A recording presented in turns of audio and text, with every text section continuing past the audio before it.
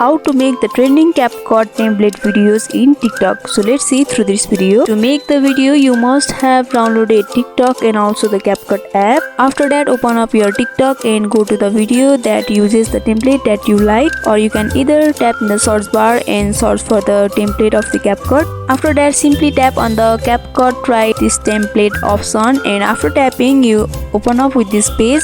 Tap on the use this template option and tap on the use template option. After that, here you have to select 15 photos or videos. The number of selection of photos and videos depends upon the type of template you are using. After selecting, tap on the preview and your video will be made. You can see that.